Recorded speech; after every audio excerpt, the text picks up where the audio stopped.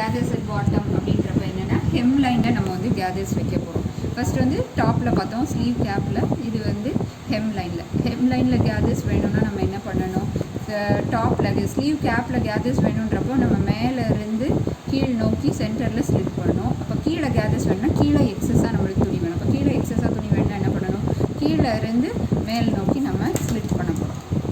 Sleeve gap slit பண்ணிவிட்டு அதே மாதிரி நம்ம வந்து ஸ்ப்ரெட் பண்ணிடுவோம். இப்போ ஸ்ப்ரெட் பண்ணும்போது ஹெம் லைன் வந்து என்ன ஆகும், நம்மளுக்கு எக்ஸஸாக கிடைக்கப்போ அந்த இடத்துல நம்ம வந்து கேதர்ஸ் வைக்கணும். இது எப்படி பேட்டர்ன் போடுறதுன்றது சொல்லுவோம்.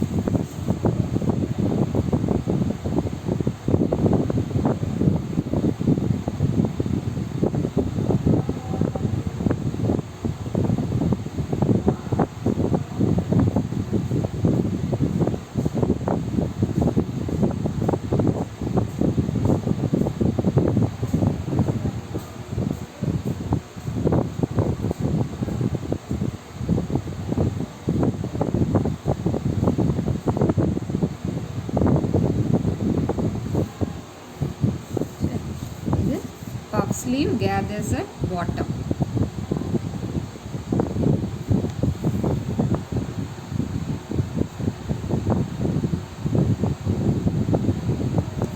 இப்போ இதை எப்படி நம்ம ஸ்டிச் பண்ணுவோம், கட் பண்ணிவிட்டு கீழே நம்ம வந்து ப்ளீட்ஸு இது சென்டர், இதுதான் சென்டர்னா அதே மாதிரி தான் கேதர்ஸ் டாப்பில் எப்படி வச்சுக்கிறோம் அதே மாதிரி தான் பாட்டமில் இந்த சைடு எவ்வளோ ப்ளீட்ஸ் வருதோ அதுக்கு ஏதாப்பில் ஆக்சுவல் ஹெம் அலவன்ஸ்க்கு நம்ம கொண்டு வரணும்.